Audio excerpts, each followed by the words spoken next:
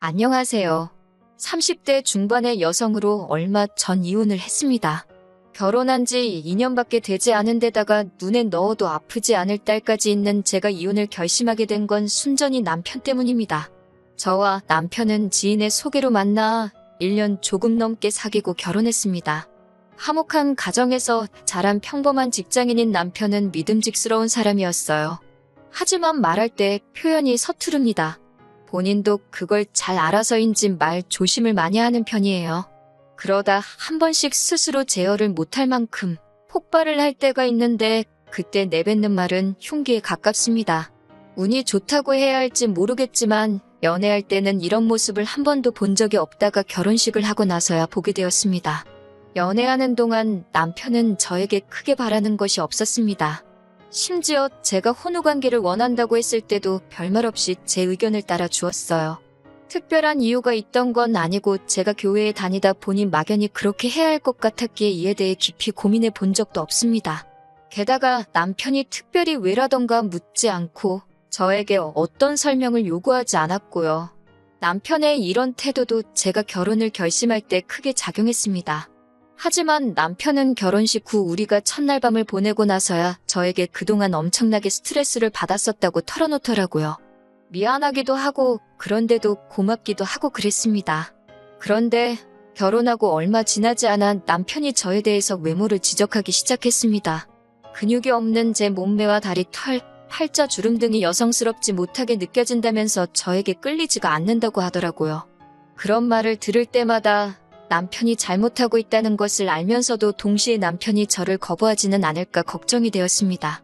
무엇보다 남편은 저에게 첫사랑이나 다름없었기 때문에 행여이 결혼이 파국으로 치닫지는 않을까 너무 무서웠습니다. 그래서 남편 눈에 들기 위해서 정말 죽을 힘을 다해서 노력했어요.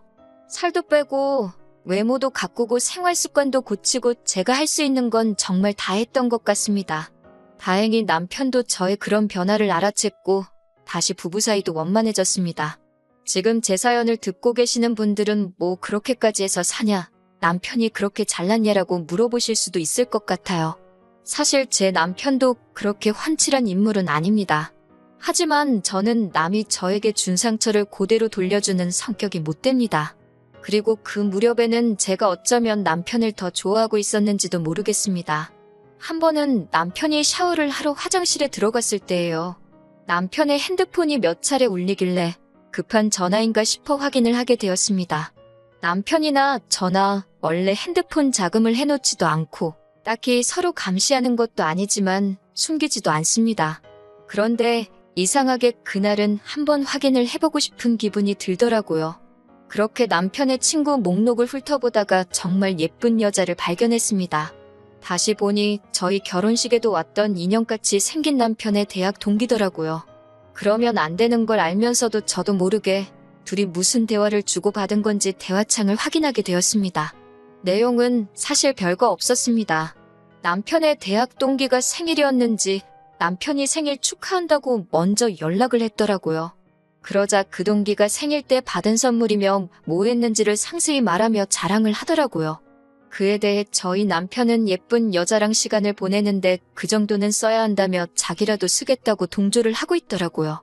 그러자 그쪽 여자가 와이프는 별로야라고 묻더군요. 남편은 지금은 봐줄 만한데 처음에는 내가 왜 이런 여자랑 결혼했지 싶었다며 저에 대해 신랄하게 평가를 내렸더라고요. 차라리 저한테 대놓고 불만을 토로하는 것도 아니고 같은 여자한테 저를 그런 식으로 말했다는 게 분하고 자존심이 너무 상했습니다.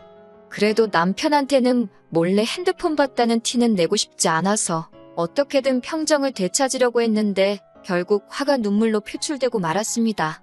순간 화장실에서 나오던 남편도 저의 그런 모습을 보게 되었고요. 제 손에 자기 핸드폰이 들려있는 걸 보고는 남편도 상황 파악을 했는지 뭘 봤건 오해라며 미안하다고 몇 번을 사과했습니다. 남편이 그런다고 바로 기분이 풀리지는 않았지만 그래도 이혼까지 생각하지는 않았어요. 저를 또 화나게 했던 건 남편이 제 친척들 상대로 외모 평가를 하더라고요. 저도 처음에는 그러는지 몰랐다가 남편이 시어머니랑 주고받은 문자를 보고 알게 되었습니다.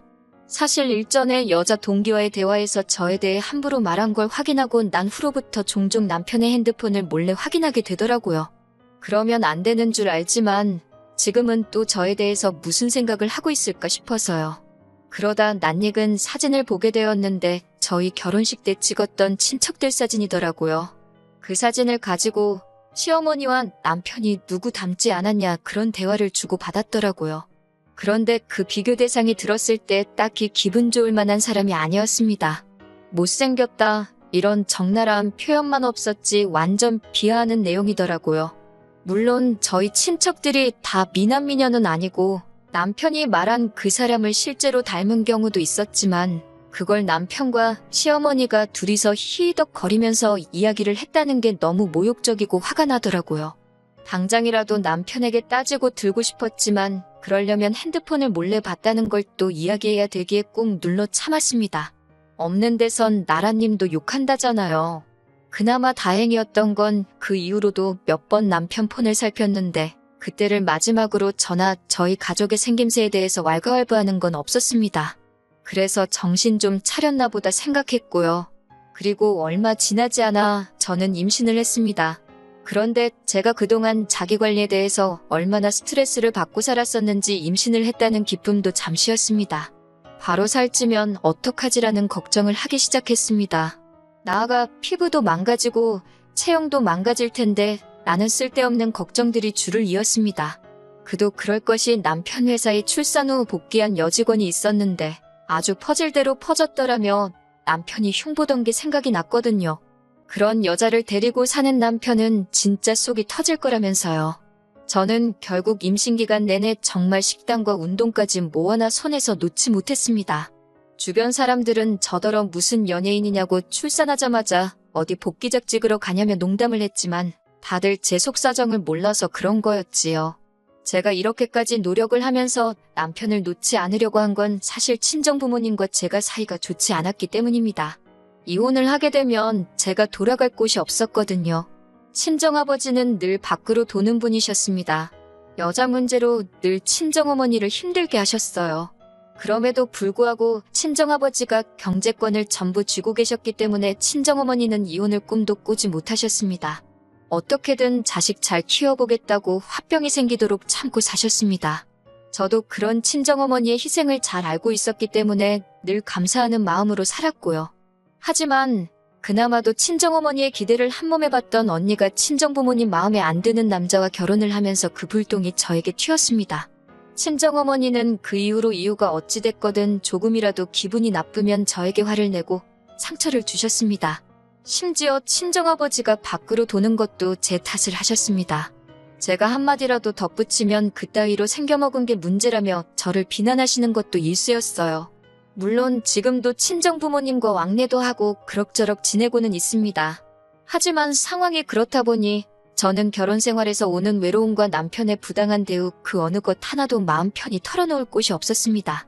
당연히 이혼은 차마 생각조차 할 수 없었고요. 그럼에도 불구하고 결국 아이까지 낳은 이 마당에 이혼을 결심하게 된 건 바로 산후조리원에서 남편의 더러운 민낯을 보게 되었기 때문입니다. 건강한 딸을 출산 후 산후조리원에 약 2주간 입원을 하게 되었어요. 그러다 하루는 낮잠을 자다 뭔가 쑥덕이는 소리에 잠에서 깼는데 남편이 누군가랑 통화를 하고 있더라고요. 더 자고 싶은데 귀에 거슬려서 한마디 하려다가 금방 끊겠지 싶어서 그냥 눈을 감고 있었어요. 그런데 오히려 남편의 목소리가 귀에 쏙쏙 들어오더라고요.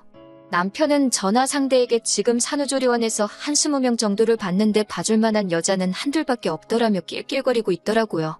이어서 한다는 말이 우리 집사람도 뭐 똑같지 못 봐줘 얼굴이 완전 썩었어라는 거예요.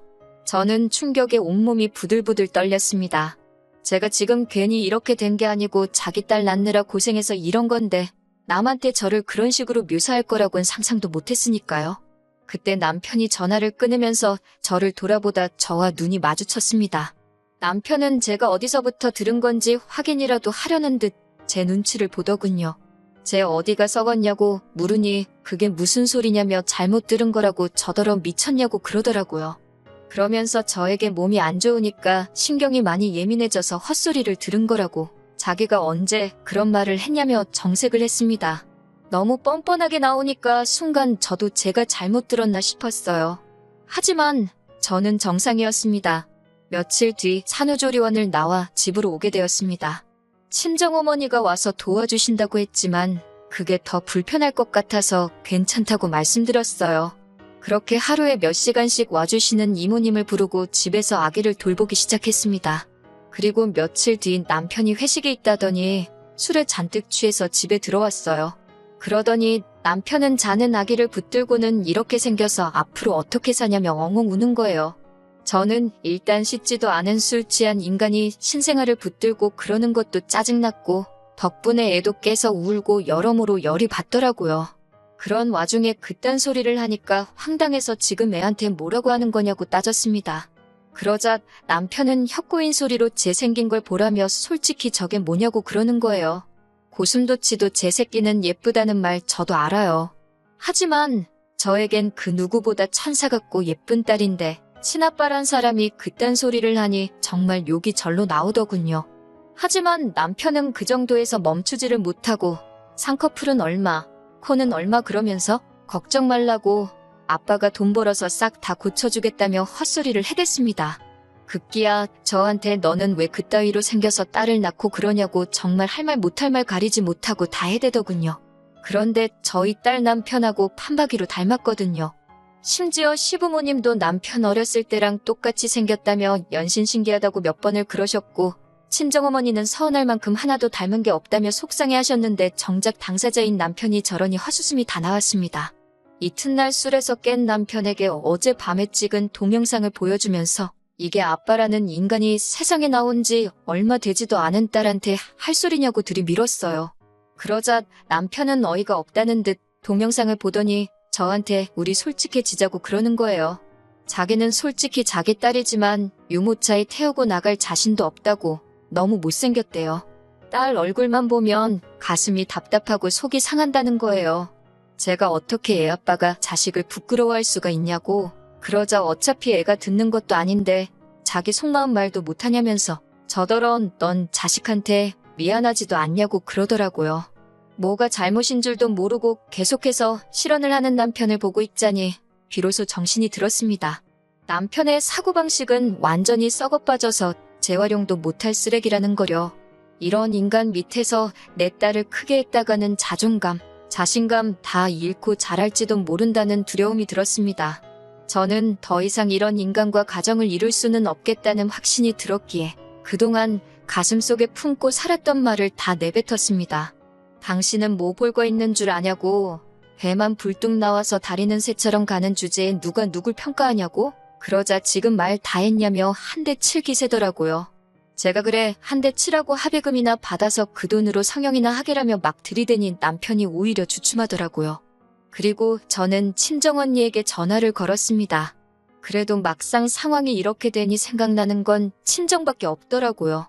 언니는 그동안 무소식이 희소식이라 생각했는데 제가 연락을 해와서 놀랐다며 지금 바로 온다고 했습니다. 언니가 오는지도 모르고 남편은 계속 제 외모를 비하하면서 저와 실갱이를 하고 있었습니다. 저는 행여 남편이 애한테 해코치를 할까봐 하고 싶은 말도 못하고 언니만 기다리고 있었어요. 다행히 언니가 형부랑 같이 왔습니다. 막상 형부를 보자 남편은 쫄았는지 한마디도 못하고 있더라고요. 참고로 저희 형부는 키가 190에 몸도 좋고 왕년에 운동을 하던 사람이거든요. 형부가 남편을 손가락으로 밀치면서 남자가 몸이 이게 뭐냐고 관리 좀 하라고 해는 네가 낫냐고 툭툭 시비를 거는데 남편이 찍소리도 못하고 있었습니다. 너무 고소했습니다. 남편은 결국 A씨를 내뱉고는 잠바 하나 손에 들고 집에서 나가버렸습니다. 저는 그제서야 다리 힘이 풀렸고 언니에게 그동안 있었던 이야기를 털어놓았습니다. 그러자 언니가 그런 자식을 가만두냐면서 어디론가 전화를 걸더라고요. 변호사인 지인에게 물어보니 막말도 이혼 사유가 될 수 있다면서 제가 원하면 한번 싸워보자고 했습니다. 그렇게 저는 결국 이혼 소장을 남편에게 보냈고 장장 10개월의 싸움 끝에 제가 이기게 되었습니다. 저는 다달이 받는 양육비 대신 지금 살고 있는 빌라를 달라고 했고 시부모님은 한 달에 한 번씩 손녀를 보여주는 조건으로 빌라를 주신다 하셨습니다. 아들 자식 교육을 똑바로 못 시켜서 미안하다고 사과는 하시더라고요. 그리고 더 어이가 없었던 건 제 남편이 그나마 성형을 한 얼굴이었더군요. 어쩐지 친구도 한 명도 없고 과거 사진도 안 보여주더라니 그제서야 납득이 되었습니다. 차라리 처음부터 남편이 자기가 왜 외모에 집착하는지 저에게 말해주었더라면 저희 관계는 달랐을까요? 이혼 후 저에게는 많은 변화가 있었습니다. 이혼 소송이 시작되면서 저는 정신과 치료를 받았고 그 덕분에 친정어머니와의 관계에도 변화가 생겼습니다. 또 늦게나마 친정어머니도 친정아버지와 이혼을 하셨어요. 그 이후로는 지금은 저와 함께 살고 계십니다. 제가 친정언니가 운영하는 회사로 출근을 하면 손녀를 돌봐주고 계세요. 이렇게 다들 각자의 방법으로 자유를 찾고 치유가 되어가고 있습니다. 시부모님의 말씀에 의하면 남편은 지금 이혼을 후회하고 있다고 하지만 딱히 신뢰는 가지 않습니다. 아마 더 멋져진 제 모습을 보고 후회하는 거겠지요. 다음에 저에게 또 사랑할 수 있는 기회가 있다면 그때는 정말 제 외모가 아닌 내면을 봐주는 사람이었으면 좋겠네요.